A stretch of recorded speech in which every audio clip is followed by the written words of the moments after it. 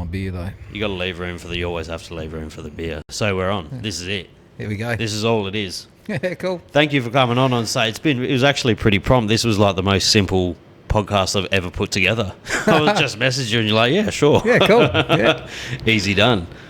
But so Zolly, Zoltan Borbasi. Most people call me Zolly. What where is that from? Hungarian. It's Hungarian. Yeah. And you've been around, you started in 1994 with Volatile Visions, That's it? Yeah, started, registered the name 31st of August, so coming up to 30 years. And that was kind of filming the mountain bike and BMX events that were happening at the time. And then it led on from there. It's funny, because I remember, obviously, 1994 kind of predates what we know as the modern internet. And so you were filming beforehand, so your videos have like a real certain aesthetic and a look, but it's like, it's so reminiscent of like when I first got onto YouTube and I'd watch old like Jackass videos or like just old YouTube videos. They have that certain aesthetic, especially like in the BMX, skateboarding, that kind of underground sports kind of scene. Well, they're not underground anymore, but back in the day, I'm sure it was a lot more niche. Yeah, for sure. I mean, the cameras were super expensive, $3-4 grand a camera back then. And I broke a few and had a few. So it was an expensive setup to have, before GoPros, to try and get cool angles and cool shots. We came up with some creative ways of doing stuff, be climbing into trees and, people did some cool stuff, made like a big boom arm off a windsurfing mast and attached some bricks to one end and a camera at the other and tried to make this big sweeping boom. So... And have you slowly started kind of trying to release the old footage that you have now? Yes, I redigitized the videos. That took, about 4 or 5 months, a bit over a year ago. So I'd had all my videos, the big beta masters. I took them into a couple of shops and they didn't even know what they were looking at. They were that old. And found... Actually, the guy that used to edit my videos back in the day, Wayne Galash from GMV, got in touch with him and he said, yeah, I've got an old machine we can play it back on. But his machine wasn't playing it back very well and there was no parts left to fix it. So he managed to put me onto another bloke down at Prospect. And yeah, he redigitized all the videos. And most nights I'll put up a little minute-and-a-half little clip of one of the old videos. Yeah, I'll actually chuck it up so people can see. I loaded it up before so people can have a look at it, whoever's into it. But this is his page, Volatile Visions 1994, and you do have some really cool stuff on there. Is it like a... Does it give you like little goosebumps or is it weird looking back on that footage? Oh, look, if I've had a shit day, it actually makes me happy. I come home... And I put my headphones on and I might think of the video I'd like to watch or something that I'd like to find. And sometimes I just put a video on and just start watching it. And yeah, it makes me happy, It makes all the shitness of the day go away. Were you always just a videographer or were you a rider as well? No, I stumbled in. I didn't start riding bikes till about 21. Really? About the same time I'd bought the video camera to go for a holiday to drive up to Queensland with the missus. So I bought a video camera to kind of document that. That might have been a little bit earlier, maybe 92, 93-ish. And then I started riding a little bit of cross country. I saw a bloke, Steve Marsh, doing trials, so I got into a bit of that. But yeah, I was at the first downhill mountain bike race, and I had my camera there, and not many people had cameras.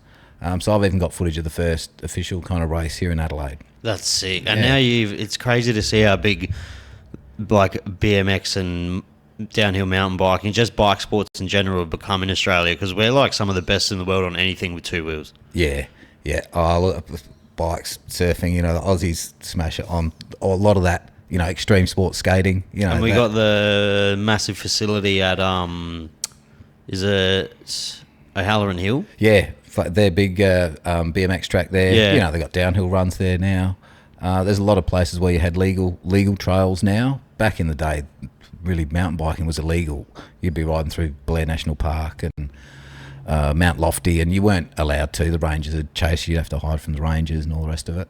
And now there's trails everywhere. I've never really gotten heaps into downhill mountain biking, but I always really liked watching skateboarding. And then I had on Troy Brosnan, who's a downhill mountain biker from South Australia. He's one of the best in the world. And I obviously had to study it a bit and look at it. And I was like, these guys are fucking maniacs. Yeah, they go so quick. They're clocking like 65 to 80 kilometres an hour on these fucking I wouldn't even walk down some of the things. The terrain's crazy. The terrain's crazy, and in the dry it's crazy, and then it rains and it's even worse. But yeah, Troy, and there's Connor, another bloke from Adelaide. There's a lot of talent here in South Australia as well. Motorbikes as well? Nah. Well, I mean, I was involved with the Supercross Masters. We used to do BMX demos like at half time at Wayville and the Adelaide Entertainment Centre. But myself, I bought a motorbike for my kids and I can ride a motorbike. But all my mates do the high country tours now, and I think I'd love to do it. But, 5 of them go and 3 of them come back broken, Yeah. So I probably shouldn't. It's a bit late to get into that, I think. It's fucked as well as you get older, because I remember like on my 30th birthday, everyone was like, as soon as you turn 30, shit just starts hurting. And I remember I turned 30 last year, and I'll wake up now and like, fuck, my knee hurts. And it's just, all I did was sleep. And it's like, I don't know how, when I see people continuing to do those, I wouldn't call them extreme sports, but continuing to do those kind of sports, skateboarding, BMX, things like that, it's like, fuck, you just need a fall. Yeah, it doesn't take much. And your elbow's But gone. if you've been doing it for a long time, generally you don't fall in the normal places, but it's just doing something stupid, If I even look at my skateboard now, I'll fucking break my leg. Yeah.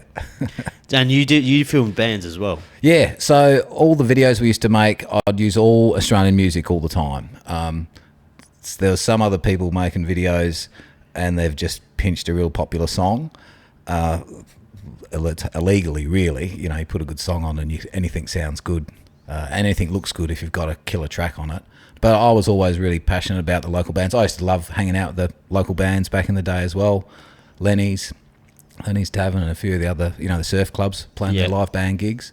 So I'd go into Big Star Records, look through the CD collections and just pick out random CDs that I'd like, have a listen to, see if they got contact details for the band on the back. I'd get in touch with them, ask if they wanted to be on the video, and pretty much everyone always said yes. So yeah, the music was a big part of it, and I'd go and film some of the bands as well. Where's the Pope, Numbskulls? Yeah, it was good fun. And do you, were you like the hardcore and kind of metal scene kind of really lends itself to BMX and like those kind of sports? Yeah, the cultures, the cultures kind of clash a lot. Yeah. I mean, that's BMX and skaters. They're kind of the rabbly bunch. Mountain bikers were maybe a little bit nicer, a little bit older. Would have been a wild time to be hanging around those kind of units all day back in the 90s. Yeah, the young kids, they were great kids, and that was where they directed their effort, their energy. Is it easier? How hard was it to put together a video back then? Because you don't have the editing softwares or the programs.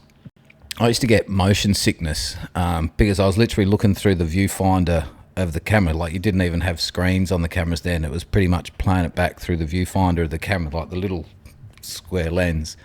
And you'd be looking into the camera, and if you're watching all your footage, and in the early days, there's lots of crap in the ground and the sky and all that sort of stuff.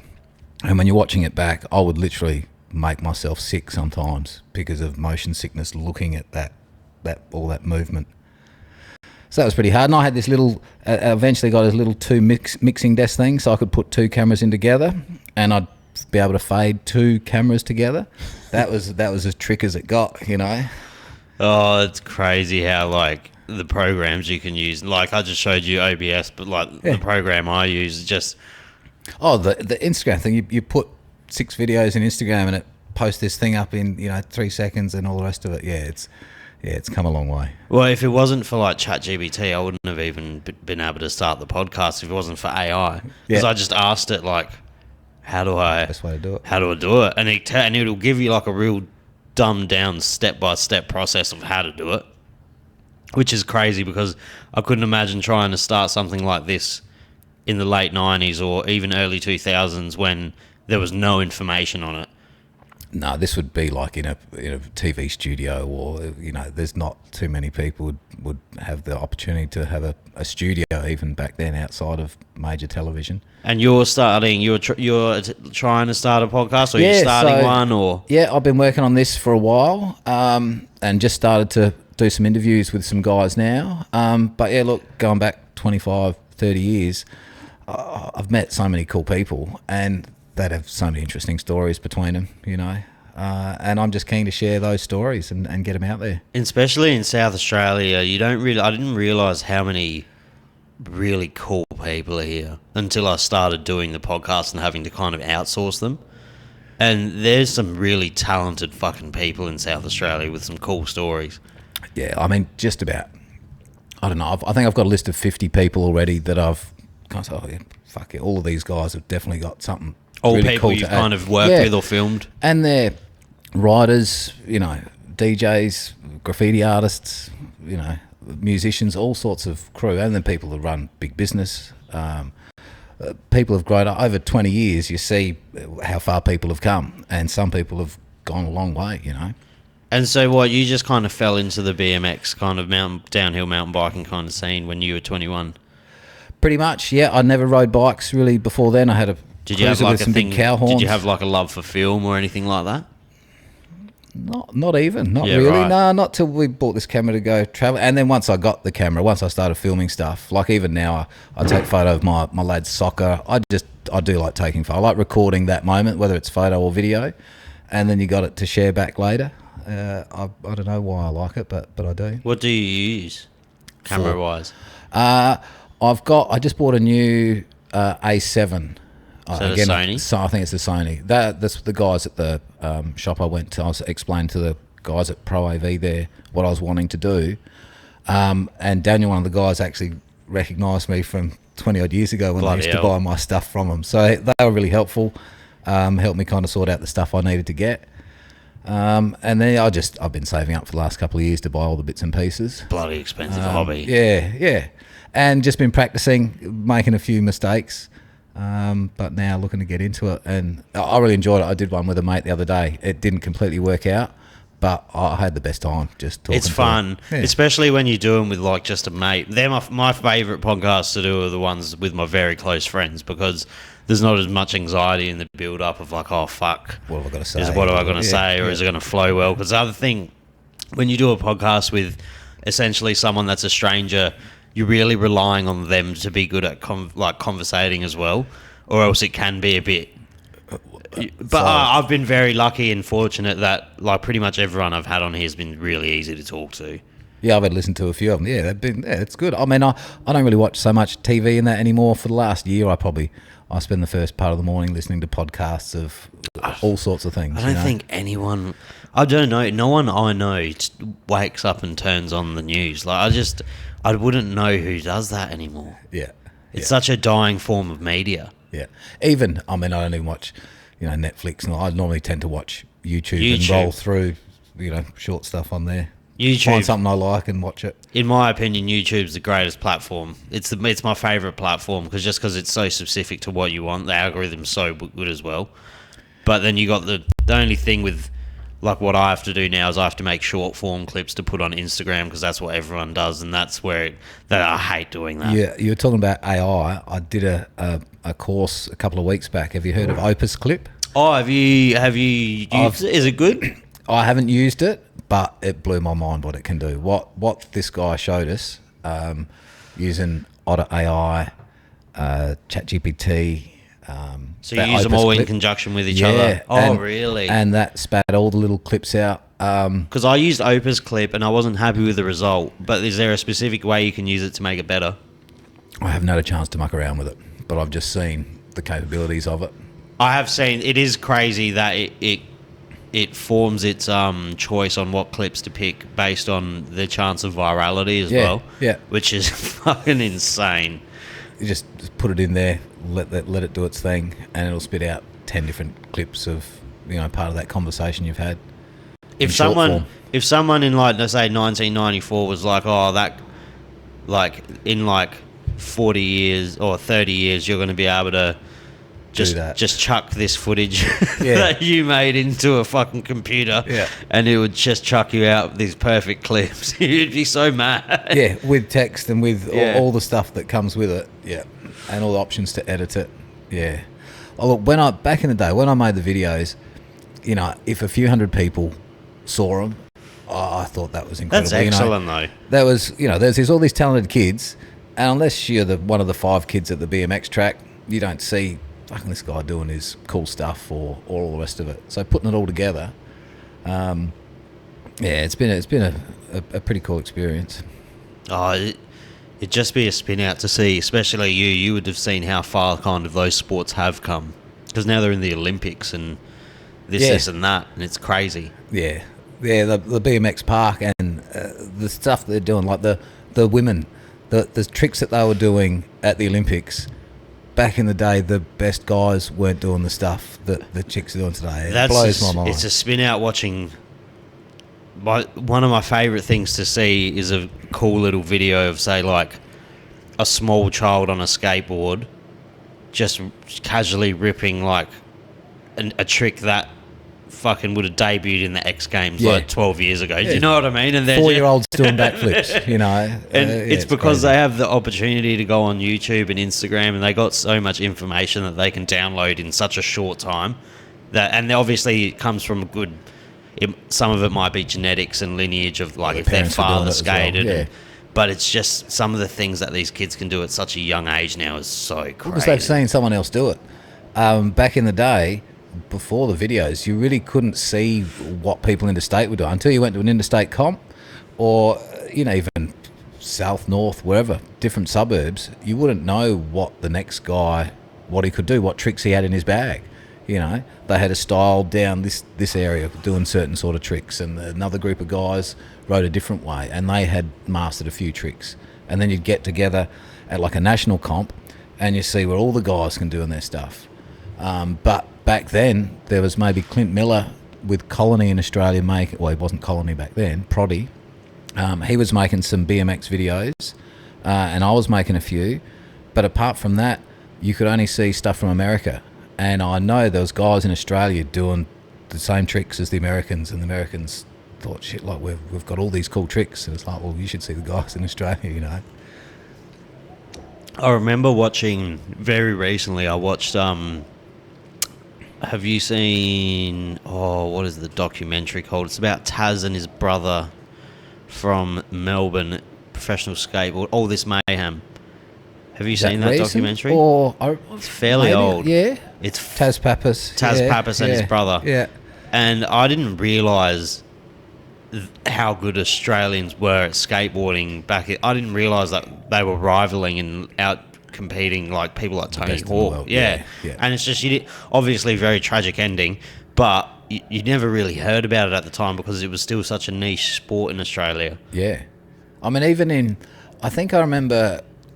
in the year 2000, one of the skate was CKY2K. I think it was an American skate video. That was CKY was and then they turned into and then that kind of turned into Jackass after that kind of thing. And when that video came out, and I was making a video in 2000 as well, and then that just went totally to the left. All the craziness that they put in there. And look, we used to make my videos, and there'd be partying at the end, and you got video of people running amok, but they took it to a whole nother level that I didn't really want to be going to. I know the exact video you're talking about, and I do love the film style of it. Like, I love that old CKY or the old Jackass film style where it's just one handheld cam. It's just filming yourselves doing your thing, running amok. Well. Yeah, there was just as much run amok as there was skating, you know. Yeah. And it's just those old skateboarding videos that did end up turning into what Jackass is now. Like, they took off. They're so good, though. Yeah. Like, I remember my friend, I remember where I was when my friend told me about these videos on YouTube that these people were doing. And I was like in year 4 or 5, and I was in hot glue gunning something. He's like, dude, have you heard of YouTube? And I was like... the fuck's YouTube? And he's like, you have to look at YouTube. There's these dudes on there, and they just hurt themselves. And I was like, oh, that's crazy. And it was just, you remember, you get your mates and you'd fucking jump off a roof. Yeah. I mean, stuff that kids are still doing that today. Yeah. I'm sure. I mean, it's good fun stuff to do. It's you figure out if you can do it or not. Yeah. If someone dares you or someone urges you on. Your video style definitely. It's just it's just the style of that era probably, because your videos do give me that kind of that nostalgia of those sorts of videos, but just not with the silliness. Yeah. There's a bit of silliness in ours, but didn't go too far with it. Didn't film all the real silly stuff. Do you have in saying that, when guys ran amok, they still did it in a pretty gentle way. I mean, we used to go to the mountain bike downhill national championships would be interstate, and they used to run the downhill on the Saturday, and then so Saturday night was just a mad party, and it was great fun. And then at the end, the police would often get called. There was one in Canberra where they shut the pub down early, and people weren't really doing anything stupid, a broken glass or just having fun. There's no harm in any of it. And then they get crazy, and then the cops come and they start locking people up. And that happened a few times. And then, a bit later, I'd stop going to the nationals, and then stuff started to get a bit more ramped up. They started breaking stuff and all the rest of it. It's like, there was a good fun limit to all the crowd that I was involved with at that time. As much as they ran amok, everyone did it in a pretty nice way. Do you have a real fond memory of your videography like back then? That one, or like a certain thing that you would say is like the crowning jewel of like your videography career? Look, I did some cool filming with Steve Marsh down at the Bluff, down at Victor Harbour on the rocks. And there's just some cool shots, like the coastline and the scenery is so dramatic. Just everything if you can worked capture perfect. that, and then you got a guy doing the most incredible trick, and that was doing trials, so that's a bit slower. It's a bit easier to get a nice shot downhill, and everything happens so quick. It's hard to make it look, beautiful, I suppose. But anything with a cool landscape, I think I really love. Sometimes it was the music and the vision that came with the music, But the music was always the first thing that I made my videos with. I'd work out all the music first. Okay, these are the 6 songs. And I'd know roughly, okay, I want to do this with this song or this with this one. So you'd know how to tell the story, kind of. Yeah, and I'd try to edit on the beats and all the rest of it. Like if you look at the videos, hopefully I'd try to, as it progressed, you'd try and have they'd land on a beat and all the rest of it. So is that a pretty common thing of how to make like film? And I really don't know how, because that makes sense. That makes sense to me, because I've always wondered how people nail, like when you get a certain video and they just nail the timing of the scene with the music. I've always wondered if they chose the song first and they filmed this scene specifically, or this segment specifically for that song. I don't know. I watch some stuff and it doesn't seem like they do it that way. It seems like they've got the video and they put music over the top of it. But in my case, it was always the music first. You can really tell when that happens, though, because when it's perfectly in sync and it feels like the video's made for that song, it's so much fast, more. It's choppy stuff, and then it's slow motion with the melodies and whatnot. But the missus would hate it because I'd be playing the music, and I'd literally edit. It would take 3 seconds, and then you'd have 5 seconds, and then you'd have 7 seconds. So you'd just be playing that 7 seconds, and then 10 of the song, like hundreds and hundreds and hundreds. And eventually, you get to the end of the song, it's 3 minutes long or whatever. By the time I've got to the end of the song, I've played it, 1,000 times. And because you enjoy it, you normally watch it from the start, and you get, oh no, that's not quite on the beat, and you shift that around. And you grew up in South Oz? Yeah, born and bred here. Yep, lived here all my life. Down the south. I grew up at South Plympton, just near Edwardstown Oval. There, Mum's still there. And then moved around a bit. Once you moved out of home, was at Darlington at my brother's place. Was at Happy Valley at one stage. So yeah, been around the place, but always South Australia. Yeah, I don't think I'd want to go to any other state really. I lived in Sydney briefly for a year and a bit, but I don't know. I just, even when I travel overseas to different parts of the world, I always look forward to coming back to Adelaide. Yeah. I just always look forward to seeing it in the airplane. I'm not into the big city stuff. I don't need to be in town and in a big city and all the rest of it. Did you have the opportunity to travel a lot with your film? With the bike stuff, yeah, we travelled heaps. We travelled a lot. You know, often it Internationally was as on, well? not so much internationally. I went overseas to a trade show in Vegas. I think that was around 2000. So I went to a trade show to try and sell some movies over there. That was at the time I had long dreadlocks, and it was pretty funny. I went into the airport and I hadn't. You had dreadlocks. Yeah, I had Is that you long then? dreads. Is yeah, that- that's me. that's there. you? Yeah, yeah. Oh, bloody hell. So I had long dreads and so I thought I'd try and go over to Vegas. Just ran but then there's no internet booking there. You couldn't check anything, and I hadn't even planned where I was going. I figured I'm going to fly into Vegas. I'll get in a taxi and they'll take me somewhere. I was a full adventure, and I had my bag and I had all my video. At the time, the videos were sewn shut in the like the tie-dyed cases and all the rest of it. And so their security was pulled me out of the line and come and have a chat to us. And I was totally naive. I'd never travelled overseas before. Oh, what have you got in your bags and all that? And they end up keeping me for like a couple of hours in whatever it was, trying to find. And where are you going and where are you staying? It's like I don't know where I'm going. I'm here I'm going to hop in the taxi. He's going to take me somewhere. You know? Look at me. I said I'm coming to the trade show and I haven't booked anything anywhere. Oh, and what have you got in the cases? What's in the cases? I don't know what they thought. But look, there was nothing to it. Eventually got out. By the time I got out, the airport was empty. Didn't really end up having much. We end up selling a bit of stuff to some of the American content. But a lot of our videos actually played on this thing called Resort Sport Network. And that was like your ski villages and all the rest of it. They had their internal sports channels back then. And at one stage, our videos were playing in like 20, 30 countries. That's sick. Yeah. A mate was flying back on a Singapore Airlines and he was watching himself on the video in a Singapore Airlines flight. That'd one be time. so That was a odd. cool story. Yeah. What was America like back then? I just literally went to Vegas and I didn't like it, to be honest. Nah. I thought people were stopping me in the street. Like the Americans were stopping me in the street because I had dreadlocks. They thought I was weird. I don't know. It was really strange. But everything was supersized. Big. You could walk around with alcohol in the middle of the day in these great big fucking sipping cups, and everyone was big. Like, they're big people. Their diets were not healthy back then, and I'm sure they're only worse now. But yeah, the busyness and the craziness, you know, it's not really what I'm into. And But it's a cool thing to see. Has this consumed like pretty much all the extra bandwidth in your life, or do you have other hobbies and other interests and shit, or is this pretty much Nah, this what is consumes you? I have my own swimming pool company, so I build concrete swimming pools. And I've been doing that for, I don't know, since about 2007. Worked my way up through the ranks doing that. But for this was always my plan. It's taken about 2 or 3 years to get to this point. It was always my plan to re-release this footage. I didn't know how, or how it was going to come about.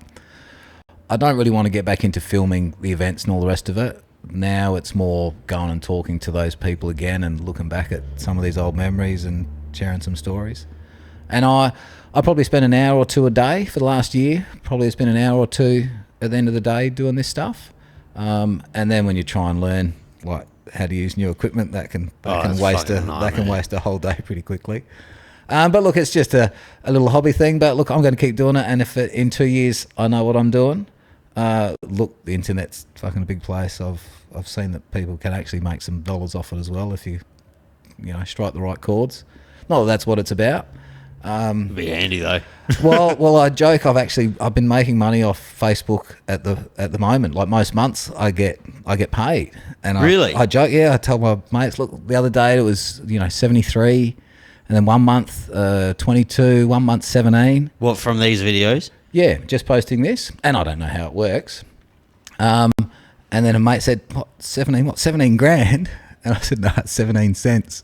Oh, I was like, bloody hell, that's not bad. So, I need to start uploading. Yeah, 73 cents and 27 cents, like, Better than nothing. Yeah. I'm getting paid. Not many people get paid to use Facebook. Gee. I think you need to make $100 before they actually give it to you. Oh, really? Yeah. Assholes. I think the most month I've made was $2.23. That's not bad. For 2 hours a night. It's not bad. 30 nights. A couple hundred hours. Yeah, 60, 70 hours. Yeah. Do you have a name for the podcast? Will it be called Volatile Visions? I don't think so. No. I haven't quite worked out the name of it, but Volatile Visions was that's the platform that I had. That's the people that show an interest in what I've got to show, I suppose. There's a bit of an audience there. But it's the podcast, I don't want it to be necessarily just about bikes. It's about like this, just talking to people and, sharing some stories, good times, bad times. And I've got a lot of people that I want to talk to that have got nothing to do with bikes. Their experience in life, led them other places and showed them other things. Yeah, it's the hardest thing about the doing a podcast is literally figuring out the first episode. Like, that's just the hardest part. Once you figure and upload it and it's just out there, the rest kind of just snowballs. I still don't have any idea what I'm doing, really. Yeah, look, I've got a month to figure that out to know, because I want to put it onto YouTube. Like, I understand, where to put it. And are you going to do audio of YouTube solely, or are you going to upload it to Spotify? Well, from what I've learnt, if you've got enough content, Apple takes it and they send it everywhere from there. Once you've ticked a certain amount of boxes. Oh, really? And they said, look, to release 3 or 4. So on the 31st, I want to release like probably 3, 4, 5 podcasts maybe in one hit. Oh, okay. Yeah, and then probably one a week is a bit much to ask, but it depends. I don't know. Once I get into the editing process, I'll see how long that takes me. But I think one a week would be a big ask at the minute. Especially if you're editing it. This one's because I'm not the most tech savvy person, I've tried to streamline this as much as possible. Realistically, we could finish this and I could upload it straight on YouTube and it would be done. Warts and all, that's it. Whatever we said or fucked up, doesn't matter. I've only ever had to edit 2 or 3 podcasts before. Yeah. Where people have accidentally said news they weren't meant to say, or she's having a baby. Yeah, or just things like that. I've only ever really had to edit 2 or 3, but I also really appreciate when people have kind of more heavily edited, more care put into the editing process kind of podcast, whereas this is more just there's people talking, just people chatting. If you listen, I mean, most podcasts I don't watch. I just put my earbuds in and I'm listening to it, and I assume that'll be the same with mine. But because I got so much video footage of all the people that I've got lined up to talk to, it'd be silly of me not to throw that in there as well for the audience that might want to watch that. I mean, I don't really see other people doing too much of that. Most of the time a podcast is just the 2 people talking and that's that. But I've got footage ready to go. Are you thinking more like a long form or 30-ish minutes-ish? Probably an hour and a half. That's what I'm perfect. thinking. Yeah. And then, there's 3 minutes of talking, then there's a minute of the guy riding or the old video in the background kind of thing. Just so if you are watching on video, it just makes it a bit more interesting. And like I say, I got the footage. I'm silly not to use it. I don't have to go record anything more. I just got to find it on the tape and put it in there. Do you have anyone that when you were filming them, you were like, oh, fuck, I'm literally witnessing greatness right now? Yeah, there's a few, and some of them made it and some of them didn't. Like you're speaking about Troy Brosnan, I used to see him as a little tacker. I've got an interview with him when he's really young. That's a spin out. Yeah, when he's super young. I can't remember how old he'd be. We went riding at Windy Point with Will Rishbeth. Again, a couple of guys have gone on to create some crazy things. But yeah, you do see a few guys that have just got incredible skills. There's a young bloke, Steve McCann from Melbourne back in the day. He went over to the States and he's part of the Nitro crew and all that. He made that his life.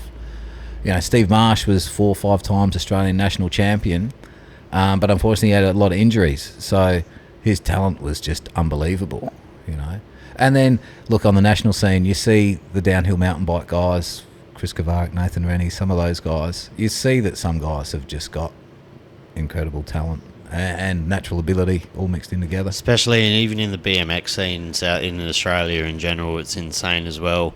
Like he's part of Willie. What's his first name? Ryan. Oh yeah. He's not even a scooter kid. He's not even a fucking bike rider. Oh, he is now. He's just reinventing the sport from this annoying little scooter kid. Full props to him. Insane. Yeah, but no, there's been some. I mean, Jesse Carlson, like this guy was a junior world racing champion. He was a world champion, and he was doing tricks on his BMX bike that the people in the States hadn't seen yet. You know, the talent he had on, but again, had a couple of bad injuries. So that's the risk that a lot of these guys face. Kim Grosser, a guy from Melbourne, or he was originally from Adelaide, went over to Melbourne. He smashed it on the world, and he rode. That was his job for so many years. I think he stopped now. He's got a young family coming along. And again, some of these guys were a lot younger than me.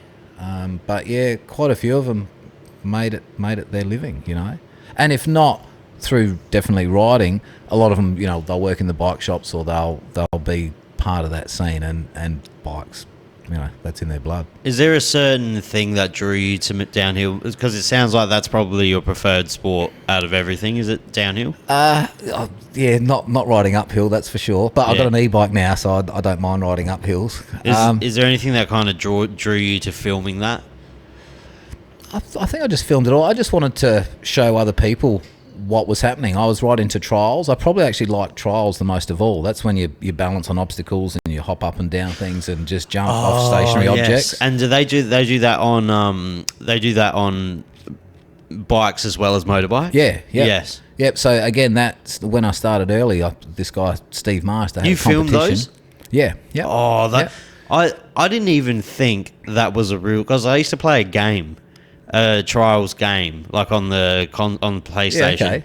And it was a motorbike one, and I was like, "Oh, this is cool." I didn't even think it was humanly possible. Some of that shit, yeah. And then look, you see it, and it's like, "Oh my god!" Strange shaped bikes, big fat wheels, no seat, you know, super light, handlebars all stretched out. Like if you saw the bike next to a real bike, you go, "That's the most stupid looking bike." But the stuff that they can accomplish on them. Yeah. Oh my god, it's and insane. The balance and the skill and all the rest of it. I really did enjoy that. I enjoyed challenging myself to learn that. I was totally used. I couldn't jump over a log. Oh, you used to do it. Yeah, and then so I got into it. You know, Steve Marsh. We ended up living together. He was one of my best mates, and he was, I say, 5 times. He didn't get beaten in 5 years of riding in a competition.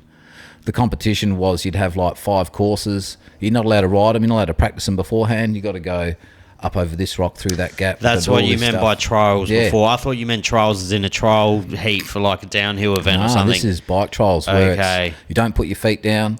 You get a maximum of, like if you put your foot down once, you get 1 point. If you put 2 feet down, you're 5 and you're out. And you might only be a metre into the course. The metre might only be 10 metres long. It's not speed. It's about balance and precision. Do you have any videos on here of it? There would be. Most of it's, I mean, the guys jumping off the roof. See, that's trials. This two one? guys on the roof. Oh, yeah, that there. Andrew Dickey. Yeah, that's probably the same one. Maybe it's. There was one really great line that Andrew and I found. This was Talon Weaving and Andrew Dickey. They were, you know, a couple of the best riders in Australia. So he rode on a 26-inch wheel bike and a 20-inch bike, and they were 2 separate classes. It'd be interesting to know, like, the strength you would need, like, just the strength and balance you'd need to do this would be insane. Yeah. That's in, is that in Christie's Beach? Yeah, down at Christie's. I'd just drive around the streets of Adelaide and you'd see something. I reckon we could ride off that. And we went to so many cool places. You know, we'd just jump fences and just ride stuff. What a spin out. But competition was different. Competition was real do or die stuff, you know. Bloody hell. There's just so many things that could go wrong. That was our helmet cam. That helmet cam setup was a camera in your backpack, and it was a home security camera, little lens, sticky tape to your helmet visor. That's how we got that footage. So essentially, you invented the GoPro. Well, I don't know if it was that. At first, they were literally strapping cameras on your head, like trying to bolt them to your helmet. So I tried that too, failed a couple of times. And yeah, it's much cheaper to have it in your backpack. And I just found this little security camera. I thought maybe that might work. And the film is, I like the quality of film, how it looks as well. It's pretty cool. And it would be really close. Like you could film real tight little stuff because the lens was so short. You could get real in close and film bloody millipedes and ants and all the rest of it. Yeah, right. Yeah, no, that's awesome. So that I didn't realise that there was much of a trials scene in South Australia. Look, it seemed like we used to have a lot of events, but I used to run a lot of competitions and events as well, like for BMX and bike trials. You know, there was the mountain bike club, and they'd run downhill and slalom events. But trials and BMX, no one was really doing anything for them. And I was into it, and so I used to put on a comps at, you know, I'd speak to the rangers, get access to national parks. We did trials events at Glenelg, on the beachfront. Most places I'd call up and ask, because I used to work with a number of councils with stuff, which is pretty unusual, this dreadlock guy sitting in council meetings. Yeah. You know? But I was the only one that was kind of talking to them. Like, they needed a bit of a liaison between the BMX guys, the trials guys, and the skaters and council, because a lot of the stuff they were doing, you know, you weren't supposed to be on this property. There was no insurance and all the rest of it. So it was high risk for council. So I used to sit on a lot of council meetings just to try and get access to places and say, stop, you know, you keep bulldozing these kids' jumps, they're going to start wrecking places. Just leave their jumps and let them build their jumps in that back paddock, and they're going to keep out of trouble, you know. And now there's so many options everywhere.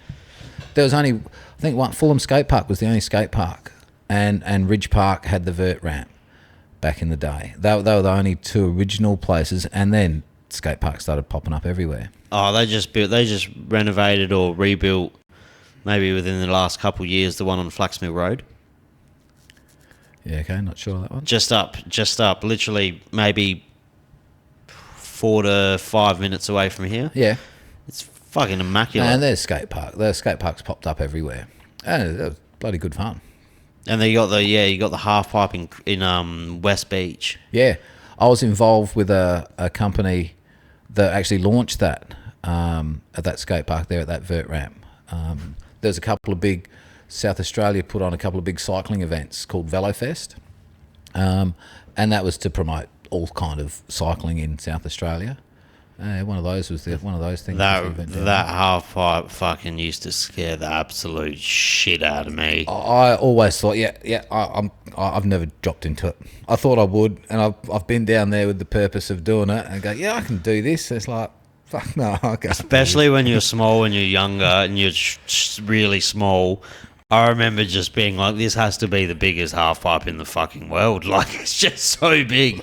And I remember one of my mates broke both of his wrists down, and I was like, fuck.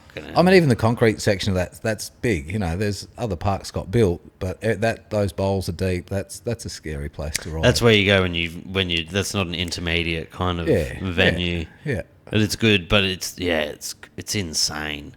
There is some really good facilities, and apparently that bike one in O'Halloran Hill is phenomenal.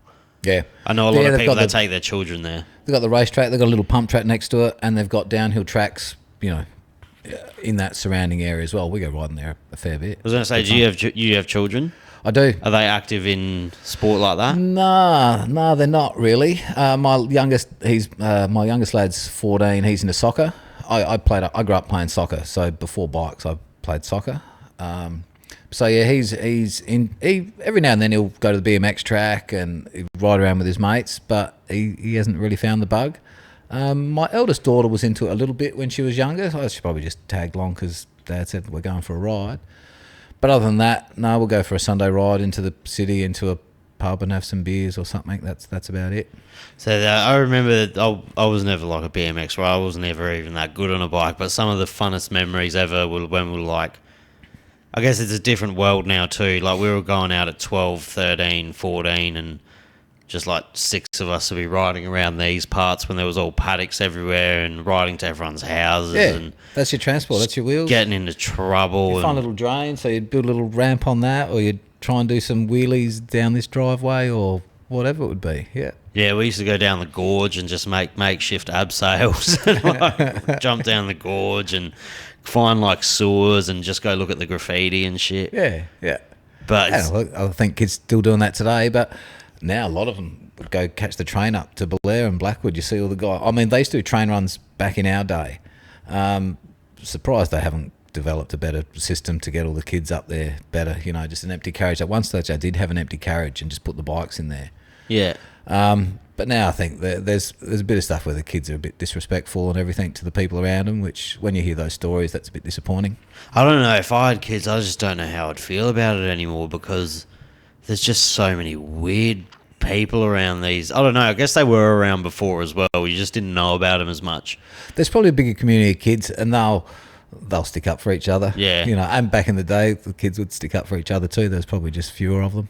Yeah, and that's what I'm like when I say that I probably am wrong because there probably was just as many freaks around before.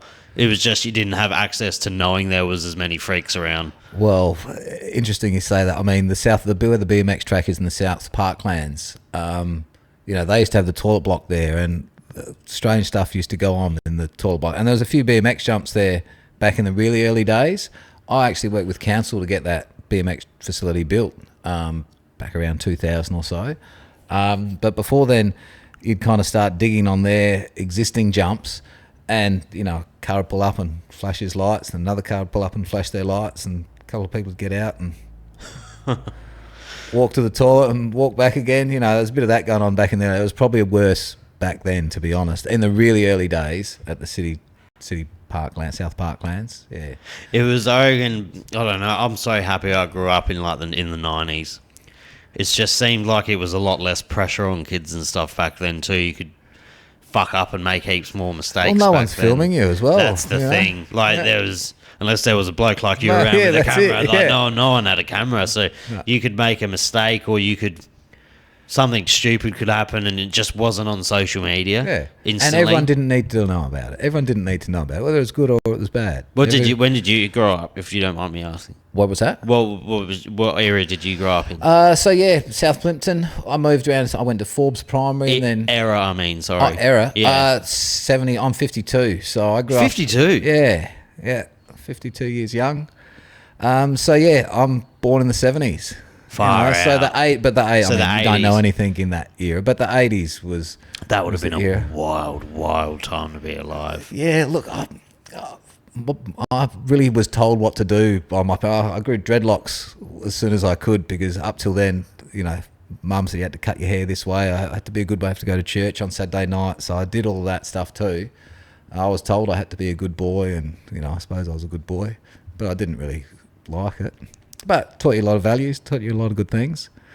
But yeah, 80s was that year, and you know, music. I remember that's maybe where my passion came for making videos, was watching Rage and all the video clips. And I think I'd love to make video clips. That's probably where the initial thought came from. It's like I love watching all these cool video clips, and you know, you film something and you put music over the top, and there's a video clip. And that's probably what a lot of the early videos were. There wasn't really much talking and stuff like that. It was just music and writing. There wasn't really people coming. As I progressed, you know, you'd have people talking and saying stuff. But at the start, it was kind of just music and writing. And is metal and stuff more your preferred taste in music? Look, I like all sorts, to be honest. Yeah. I grew up listening to Pink Floyd and U2 and, you know, regular music. But yeah, I listen to all sorts of stuff. At the moment, I'm listening to a lot of Eminem. I like a lot of his attitude and his music. I don't know. You're in different moods and you listen to different music. But music's always been a part. I've always got music in my headphones, or just when I'm at work, or I've always got music playing. What's it like seeing how far South Australia's come since the 70s? Well, we just went for a drive the other morning down south. Totally different fucking place now. And you see how the suburbs are just expanding, yeah. and just the roofs and the houses. And you can just walk from roof to roof. You know, went for a drive down south there. Went and did a bit of fishing the other morning. And just the developments everywhere where they're going. And Seaford's got 12 suburbs now. Yeah. There's like 12 different Seafords now. all of that stuff. Yeah. But then at the same time, you drive around one day and you see three places where there's water pissing out of the ground because the system can't handle the houses and everything that's happening in there. You know, the infrastructure has got its limits, I think. Well, you would have had to have some time off during COVID then with your job, yeah? Well, I was building pools. You know, I COVID and me, I didn't really care about COVID. You know, I wasn't into the mask thing. I wasn't into all that stuff. Do you work for yourself? I do, yeah. I work for myself. Perfect. And at the time, I thought, look, I'm in your backyard. If if you don't want me to Don't come come in out there, here. that's fine. But I really wasn't in contact with people. I don't go into people's houses. I walk in the backyard, build the pool, walk down the driveway and go again. But look, I mean, I got that, whatever that grant was that they were giving out the money for the people. So if they're going to give some of that out, I took some of that. So work did slow down a little bit, but otherwise you just worked around it. At that stage, that was probably the busiest I was, 2019, 20, 21. That's when I probably had the most projects on the go at once. I don't know whether the fuck everyone found all this money during COVID.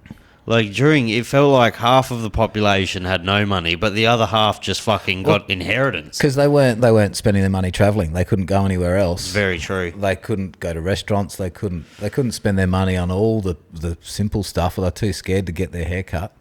And again, overseas trips or holidays are expensive. You couldn't do that. You could go camping, and that's cheap. So, relatively speaking. Even now, I don't know where people have, because I've been looking at property for a while. I own this, but I want to sell it and I want to move more south and get a few acres. Yeah. And it's fucking impossible. But people are still finding money to overpay $300,000 for houses. Who are you competing with? People from Sydney and Melbourne. Yeah. That's the thing. They're coming from interstate. Yeah. And you can't compete with those people. And you got overseas money as well, and you just can't. They're happy to pay an overinflated price, and I wonder how my kids are going to be able to afford to buy a house. It's going to be they're gone are the days where a kid I bought my house at 20, 21 years old. Like, that's impossible unless you have a very, very, very successful family that are willing to basically buy it for you, and you pay them back at a later date. That's it. I think they said the average house price is 700-800 grand. This house, the medium. This house price, here would it is. probably be worth about 680,000, and it's on a main road. Yep. And it's in Morphevale. And that's where you're starting from, and you need two of you to be working full time to be able to get the mortgage to cover that, and just still have something. It's going to be interesting to see what's going to happen in the next year, because interest rates are going to rise again. And I don't know much on this house because I bought it pretty young. But even I am like, oh fuck, that's not fun that my mortgage has gone up to X amount. And but the people that took out loans for $700,000 during COVID to get a 3-bedroom, 2-bathroom copy and paste house then they're getting hit, and they were fully stretched then, and then the rates go up. They'd be paying $1,000 a week, yeah, for a home, and rent's and you need two people with good jobs, good consistent income to be doing that. Yeah, it's pretty scary. If you have kids, there's another added it's not financially viable to have children at the moment if you're not in an excellent position. Yeah, it makes it hard. Even eating, I'll go to the shops. I live by myself, and it'll cost me $65-$70 to cook myself a nice meal to last over the course of 2 days. Yeah. It'll cost me $80. I'm almost better off just going out and eating every night. Yeah, we got 5 of us in our family, and my eldest boyfriend's there. I mean, she's not there every night, but the food bill every week it's bloody considerable. And you just my missus does most of the shopping. She does a great job with that, but I go every now and then and just. Fuck, a block of cheese is $14. You have a heart attack every now and then when you go shopping. The kids eat it in 3 days. Stretch it out. It is crazy though, considering just having to actually think about going to the shops now. It's do I actually want to buy that for $14? That pack of mushrooms. It's I don't understand how lower income households are making it through. A lot of people are struggling. I think a lot of people are struggling. I mean, we sometimes think, you go out for dinner, and before, the other day, all the kids were busy, and just me and the missus went and grabbed some food, and that was okay. That was reasonable. If it's just 2 of us, it's okay. But when 5-6 people go out for dinner, look, it's much better. Even to spend money on that $20 nice sirloin steak and just cook it at home. It's still expensive, but you're not paying $40 for one person to eat. Yeah, it's just I don't understand how people are going to afford I even the stress of having a $700,000 loan would fucking freak me out. Yeah, well, we just sold our place, so we were living in Unley till last year, till December, and just the looking forward to do extensions to improve the house was just going to cost you an arm and a leg for the rest of my life. It just wasn't worth it. So it was a really tough decision, but we decided to sell.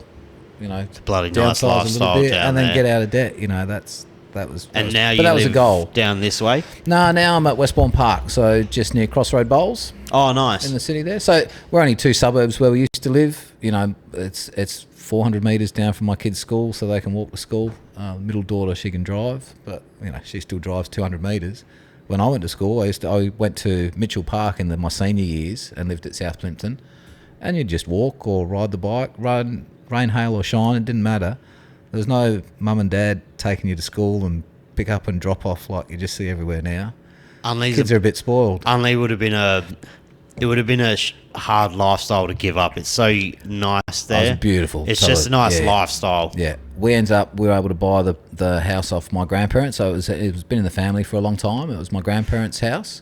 So when she passed away, it was her wishes for someone for the family to step up, and I was like 5th in line. Everyone else ahead of me, the uncles and aunties and brother, they all said no, it was too much hard work, and it was. Unley's if you've people that know it there.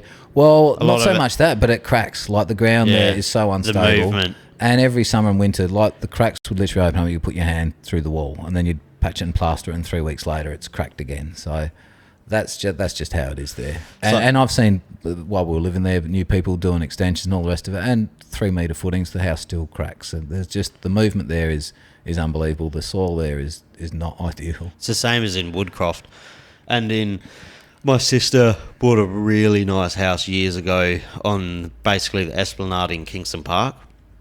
Beautiful down there. Nice area, but same thing. Her floors inside it's like that exposed aggregate, but it's polished. Yeah.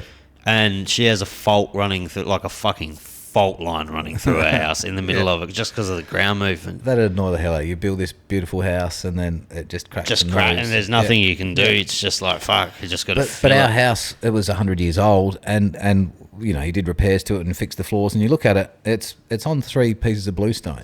You know, the house is built on pieces. I mean, all in all, it held up pretty well for 100 years. You know, I think people building houses today in 5-10 years, even the best built house is still cracking. So for a house in 100 years to crack, you know, I think you got to take your chances, don't you? And houses back then are just built so much better. I fucking would. Oh, solid. I would dread getting a house built now. Some of the shit you see online of how builders are just so sketchy at the moment.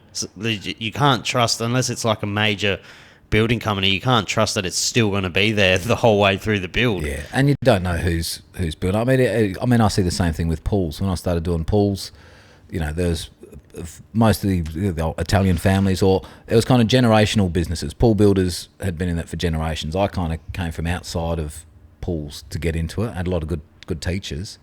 But yeah, I forgot where I was going there with that. There wouldn't be a heap of the pool builders that nowadays you don't know who you're going to get. Every second man and his dog is not. They're a house builder. And we can build a pool as well. It looks pretty straightforward, but there's a lot that can go wrong. So we had a pool. We lived on the Esplanade in Hallett Cove when I was growing up. We lived in Morpeth Vale, and then we moved to Hallett Cove for like 6 years. And we had a pool there, and then my parents sold that because it was like a monstrosity of a house. It was 7 bedrooms, and there was just me, mum, and dad left because my brother and sister got married. And we downsized to move to Woodcroft, and this house it was just like a normal kind of 600 square metre, like a house that gets built now, long hallway, just standard house, but it had a really nice outdoor entertaining area with an in-ground cement pool. Yep. And fuck, it would have been about 8 to 10 years ago. I remember Adelaide had like one of its worst storms ever. Like it was, I can't remember the exact year, but I remember it was like one of the worst storms. Everything was flooding and all the parklands flooded. Fucked. I reckon it would have been a decade ago.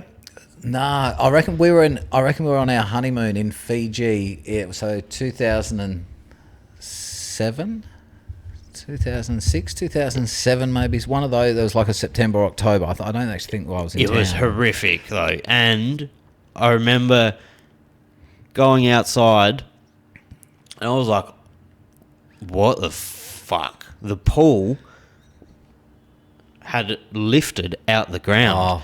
So it got water underneath it because I don't know what happened, but it got water underneath the concrete, and the force, like the pressure of it, just popped it out the ground like the Titanic. And my dad was like, what the fuck? And yeah, so this pool's like emptied, and it was full as well. Like it was full of water. It was a big pool.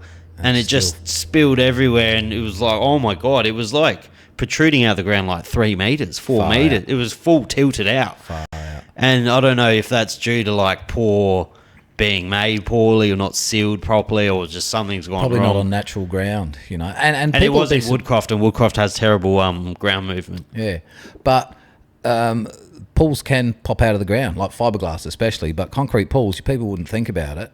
But yeah, with there's like you built near groundwater, near Fulham, where there's groundwater, it can actually float the pool up out of the ground. They have these things called a hydrostatic valve, hydrostatic release valve. So it's got like a spring-loaded valve. So if you do empty the pool, the water can come through there and relieve that pressure. But a lot of pools didn't have that. And yeah, it's not uncommon to see pools literally, kicked up on angles. Do you build from start to finish, or do you just concrete the pool? No, I build from start to finish. Yeah. So a crew of guys will do the digging. I'll do the steel fixing and the plumbing. Then you get the concrete crew, they spray that. And in my case, I do all the tiling and coping and put the equipment in. I do it all myself. I had guys with me. In that COVID time, I had 5, 6 different people helping with steel and plumbing and admin and stuff. And it just wasn't worth it. It was just, I was working 90 hours a week and not enjoying life at all. Now it's just me. It's great. Just you. Yep, finish early every day. Start to finish, like on a pretty standardish, like a pretty standard pool, how long will that take you? You allow about 3 months. 3 months? Allow about the process, but I mean, that's once you've got your council approvals. That can take 6 or 8 weeks. But say you've got your approvals and you can get your digger in there, take you about 3 months. In saying that, I've had a couple of people swimming in a month. Really? Working with good builders. That's the other thing. You got to rely on a lot of variables. Yeah, there's someone else has got to do the fence, and someone does the coping and the paving and all that landscaping that goes along with it. So you just got to have your trades lined up really well, and there's no reason you can't do it in that sort of time frame. But normally you'd say about 3 months for an average. If it's in the back of your yard and it's not impacting what else is happening in the house. A lot of the times now when you're building new homes, you'll put the concrete shell in first, like that's right at the back corner of the yard, so they'll put that in, and that can sit there for the next year till the house is ready, and then you finish the pool off at the end. I've got a project at Burnside that we put the pool in probably 3 years ago. They're still building the house, haven't gone back and finished it yet. Yeah. And it's fine, the concrete sits there and you give it a good clean up and away you go. What's the business called? OMG Pools. Nice. Yeah. And all booked already. You got enough work. Yeah, I've got that job at Burnside to go. I've just dug a pool at my place last week, so I'll spend the next few weeks working on that. You don't have a pool? Not in the new place. Did you just recently move? Yeah, so we just recently moved, and we bought a place nice north facing, and we were shopping for a house that we've saw a lot of beautiful houses, but they've got a great big gum tree. And it's like, no, that can't be for us, because you can't get rid of the gum tree, and you really don't want to pool near a gum tree if you can avoid it. So yeah, we got a nice block with a decent sized yard that fit the pool in there. So yeah, I've dug a pool and spa in there at the moment, just still fixing that for the rest of this week probably. Hopefully I'll get concrete in about end of the month, but the concrete's been really hard to get because there's so many people putting pools in. It's been a tough gig the last few years. Is it still hard getting materials and shit? Not so much materials, but the crews that actually spray the concrete. So when they shotcrete it, it's like a big fire hose with air and concrete, and they literally spraying the concrete onto the walls, and they can build it up to a certain level. And they got a crew of 6 or 8 guys, but there's only 2 or 3 crews in Adelaide, and I think between all the people, the people are digging 10 pools a week, but you can only spray not even 5. Well, if there's 3 crews, you might spray 15 pools. But often they're doing other things. But people are waiting a long time. Going back 5-10 years, you'd get a pool sprayed in 2 weeks. You've finished it, it's ready to go 2 weeks. Now you're waiting. Well, you might not even get concrete for months, and they might say, look, I don't even want to do it this year. They've got that much work booked up. Yeah, right. Makes it hard. So yeah, the last couple of years I've just slowed down spraying concrete pools. I've just done a few renovations and all the rest of it, just because there's no point selling 10 pools because I couldn't get 10 pools concreted. And do you have like a time frame in mind where you kind of want to take off the foot off the accelerator completely, or? Well, it's my lads. He come and actually did some work with me on Saturday, him and a friend. And look, if he was interested in doing it, but he's only 14, he's nearly 15. It's not a bad age to start work. Yeah, I mate. mean, look, it's a good, if you know all the stuff, like you can make some good money if you're efficient and you're good at what you're doing. And if he spent the next 4 or 5 years learning his trade, he's got the perfect place to learn. But look, if he's not interested, I'd probably just scale it back to just do, at the moment, 4 or 5 pulls is plenty for me. I enjoy the tiling. I always get phone calls to do repairs and things like that, but I'd probably say no to more people than I say yes to at the minute. For this year, I wouldn't say yes to anyone else. Like, I don't need another phone call this year. Yeah. Yeah. Well, that's a good way to. Yeah. It's a good way to think. Your phone, Yeah. phone's going to be Because off. I looked at the last pool we built, we won a few awards in it, and I said, you're going to enter it in the awards, it'll win some. I'm sure it probably could win awards, but I don't need people calling.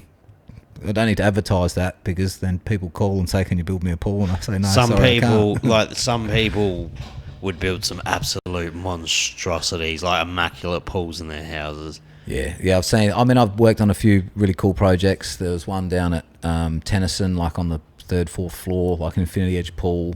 I've worked on some big projects as well, but now I just generally keep it smaller, kind of 8x4 or smaller, and for one person, that's plenty to handle. Yeah. When you're building 20-metre long pools, it messes with your head if there's just one of you.